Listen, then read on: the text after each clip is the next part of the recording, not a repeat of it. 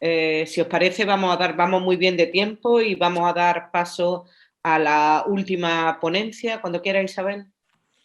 Bien, pues en esta última parte nos va a acompañar Elisa López Herrero, que es obstetra y ginecóloga en el Hospital Virgen de la Victoria de Málaga y es especialista en suelo pélvico.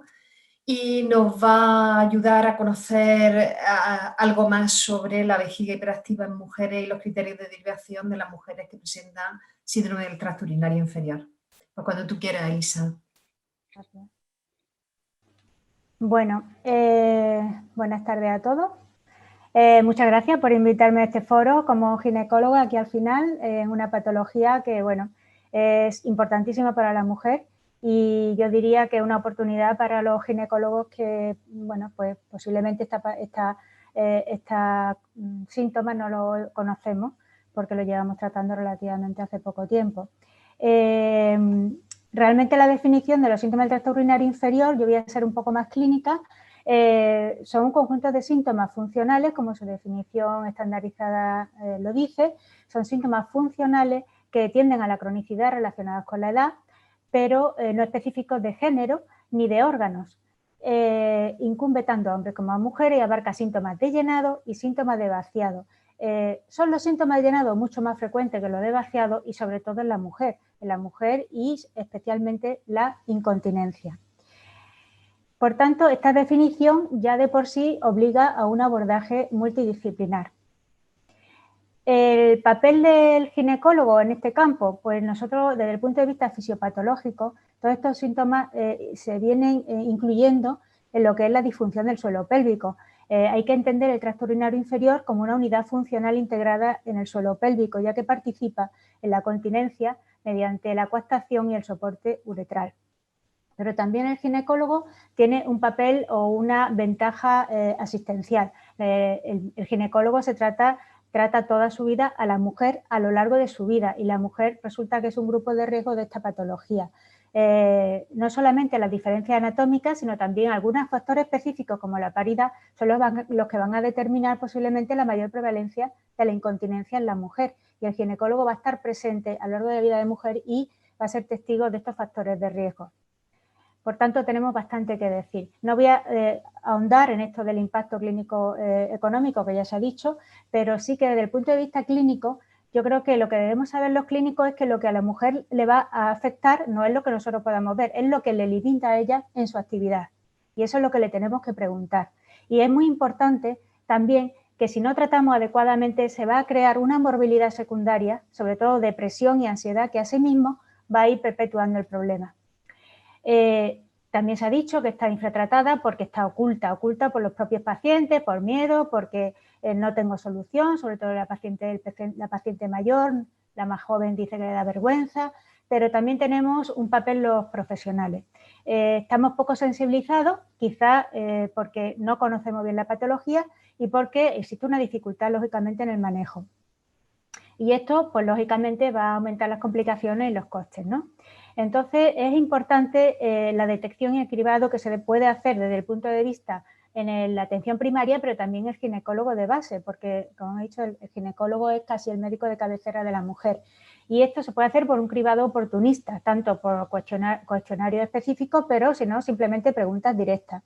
Hay que decir que esto debemos de ofrecérselo a la mujer a cualquier edad. No debemos de hacer pensar que la incontinencia es algo consustancial a la edad. Debemos de darle la oportunidad también a las mujeres más mayores. Y también es interesante preguntarles si quieren o no tratamiento. Y si no quieren tratamiento, hay que pensar también que esto es una condición crónica pero dinámica y que hay épocas o tasas de remisión y tasas de incidencia. Por tanto, periódicamente deberíamos de hacer este cribado. Todos estos síntomas de llenado, de síntomas del tracto urinario inferior de llenado que he mencionado, se resumen o se reúnen en un síndrome que es el síndrome de la vejiga hiperactiva, que se define como la presencia de urgencia miccional normalmente asociada a la frecuencia aumentada, a la nocturia, con o sin incontinencia, es decir, puede ser una vejiga seca o una vejiga húmeda, y en ausencia de infección u otra patología, es decir, que la vejiga hiperactiva, por definición, es idiopática. Esta definición lo que ocurre es que va a hacer que el diagnóstico clínico pues sea bastante limitado, porque es un diagnóstico clínico basado en la subjetividad de un síntoma. No tenemos un dato medible, objetivo, ni un umbral que nos diga hasta qué punto estos síntomas representan una significación clínica o una trascendencia para la mujer. Por tanto, lo que repercute o la trascendencia clínica va a venir determinada por la afectación de la calidad de vida, y esto es lo que va a guiar nuestras decisiones clínicas. Y por otro lado, existe una serie de patologías generales o uroginecológicas que van a dar síntomas similares. Otra cuestión que complica el problema del diagnóstico es que normalmente va a haber diferentes perfiles clínicos. Hay mujeres que asocian varios síntomas o un síntoma solo y qué tipo de síntomas. Se sabe que la incontinencia y la nocturia impactan notablemente en la calidad de vida. En este aspecto, mencionar simplemente que cuando evaluamos que la nocturia, que es muy frecuente en personas mayores, es el síntoma predominante y el síntoma que más afecta, hay que considerarlo, aunque forma parte de la vejiga hiperactiva, pero hay que tener en cuenta que es un síndrome de etiología multifactorial que merece pues, una consideración especial. Por tanto, el diagnóstico es una historia clínica. Una historia clínica, lo que más importante es la anamnesis, que sea muy detallada y que sea muy dirigida. Tenemos que identificar y definir el perfil clínico de cada paciente y las necesidades de cada paciente. Así como las patologías asociadas para descartar patologías, bueno, pues que sea secundaria a otros problemas. Entonces tenemos que hacer una labor de investigación de todos los síntomas del tracto urinario inferior, tanto de llenado como de vaciado, porque pueden confluir en el mismo paciente. También debemos de investigar disfunciones asociadas. Como he comentado, esto es una patología que se encuadra dentro de la disfunción del suelo pélvico y normalmente estas disfunciones pueden ir asociadas. Todo ello aumentaría la complejidad del problema. Y sobre todo identificar, preguntarle directamente a la mujer qué es lo que a ella particularmente le molesta y cuál es el síntoma que más le incomoda para realizar su vida normal. Tenemos que conocer, y esto pues lógicamente lo he puesto porque somos muchos los gines, espero que sean los gines generales los que puedan ver la presentación, la terminología estandarizada y, por ejemplo, la frecuencia miccional, pues podemos indagar de qué volumen miccional es para intentar diferenciar de que sea una polaquiuria o no sea un aumento de la ingesta de líquido, no sea una poliuria, o diferenciar lo que es una nocturia de lo que es una enuresis. Pero también preguntar de los síntomas de vaciado que la mujer normalmente no va a referir de forma espontánea. Tenemos que preguntarle porque la mujer no tiene un chorro habitualmente que ella pues, pueda considerar qué fuerte es o no. Y entonces normalmente hay que preguntarle directamente y a veces te dicen porque tienen que hacer fuerza para orinar o se quedan con ganas. En esta historia clínica, lógicamente, lo primero es identificar todos estos factores de riesgo que son factores de riesgo pues, reversibles, potencialmente tratables, pues la demencia, las infecciones, la atrofia, polimedicación. Existen otros factores de riesgo, que son la obesidad y el sedentarismo, que están demostrados que pueden predisponer y perpetuar el problema si no se le pone solución. Y mención especial a la polimedicación. El 38% de las mujeres que consultan por síntomas de tracto urinario inferior están polimedicadas y el 57% de estos fármacos son fármacos que influyen en la función miccional, bien porque actúen en el balance de líquidos o bien porque actúan directamente en la vejiga o en la resistencia uretral. Existe una patología general o uroginecológica que va a dar estos síntomas y que nosotros normalmente como ginecólogos podemos ver más frecuentemente, que son los prolapsos de órganos pélvicos, la atrofia, la infección urinaria y el dolor pélvico. También la cirugía pélvica radical por la denervación que pueda ocasionar y la cirugía de la incontinencia con la banda suburetral. Todos estos síntomas tenemos que, como son muy subjetivos, deberemos intentar objetivarlo lo mejor posible. Nos ayudamos del diario miccional, que nos va a objetivar los síntomas, valorar qué volumen miccional, la ingesta, la capacidad vesical y es imprescindible para evaluar la nocturia. Y después la severidad. La severidad mediante los cuestionarios como el ICQ, el cuestionario de autoevaluación de la vejiga, que nos van a determinar la severidad del problema en función de la frecuencia y en función de la cantidad de las pérdidas. Y es que la severidad puede ser un marcador indirecto de la calidad, del impacto de la calidad de vida, que es lo que tenemos que evaluar continuamente. En la exploración física, pues bueno, en la exploración, se ha nombrado previamente, es importante la evaluación funcional porque sobre todo vamos a ver una población mayor, una población anciana y es importante detectar pues, si hay alguna fragilidad.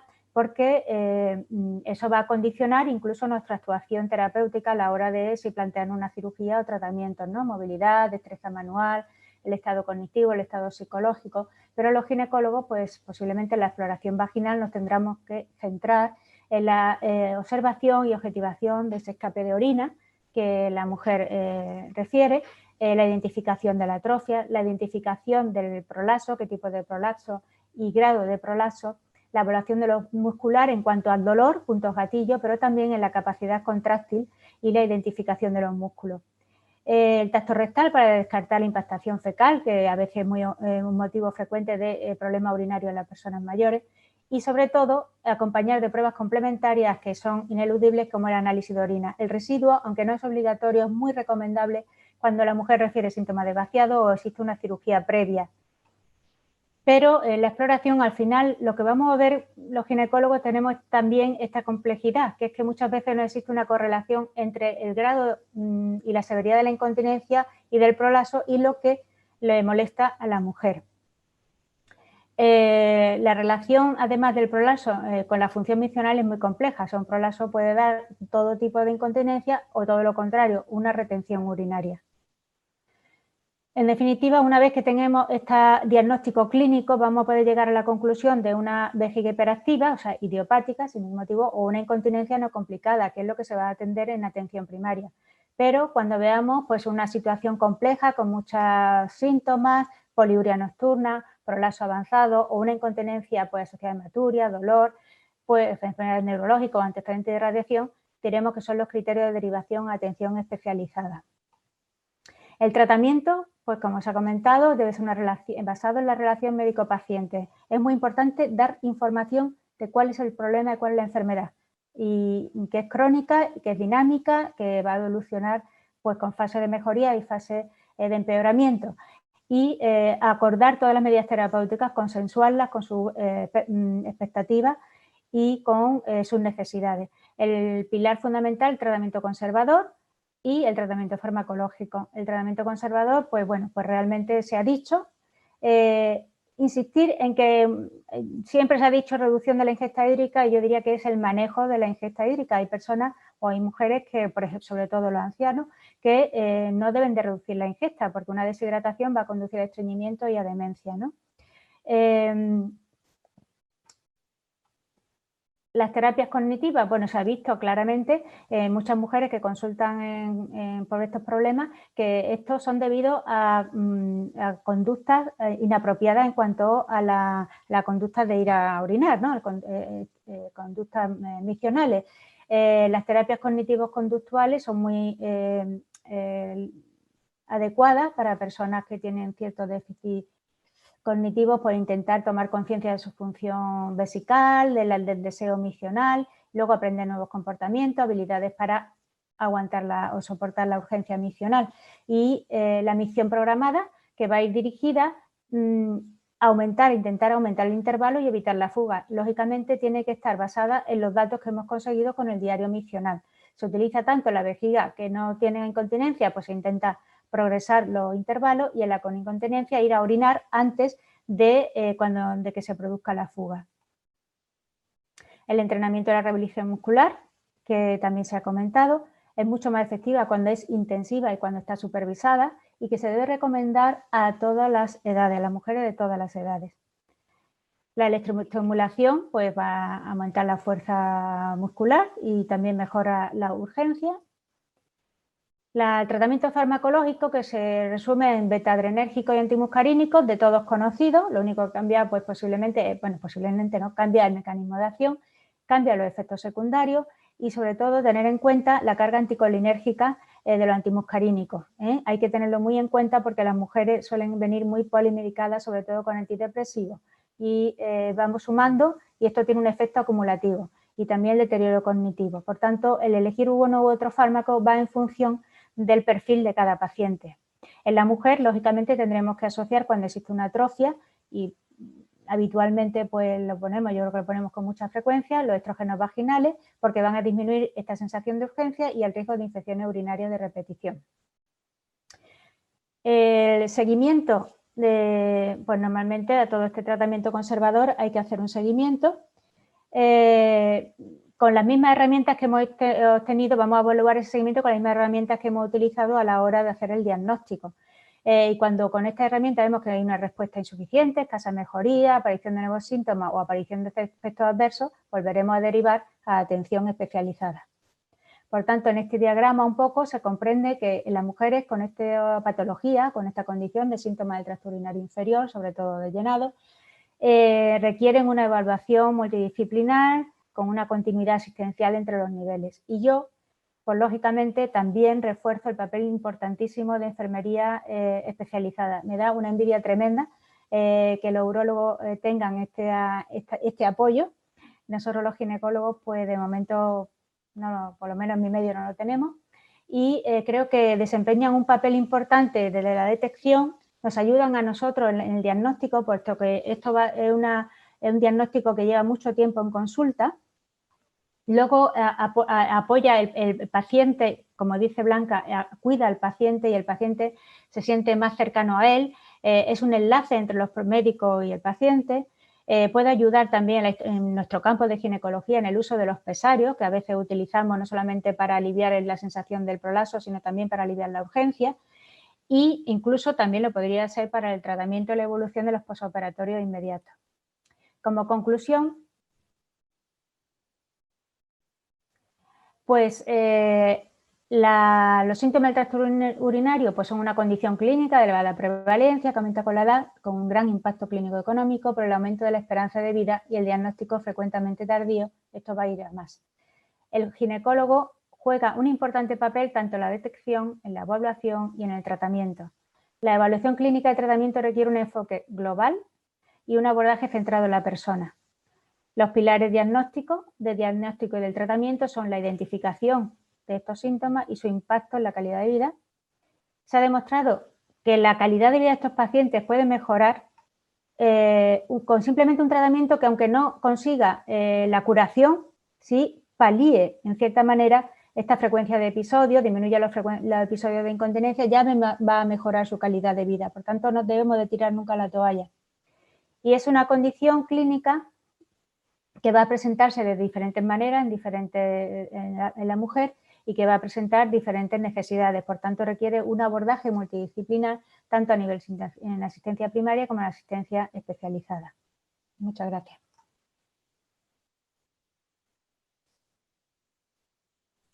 Disculpa, que estaba silenciada.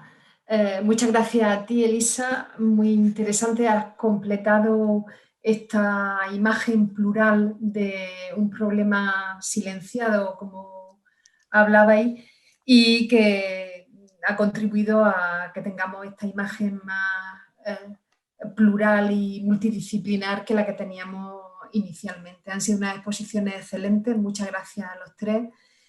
Y si os parece, pues vamos a dar paso a las preguntas, verificando la asistencia justo antes de hacerla. ¿Qué tal? De nuevo os proponemos que hagamos la verificación de asistencia. Como os recordamos que este webinar es un conocimiento de interés científico y por tanto estamos obligados a verificar la asistencia al mismo.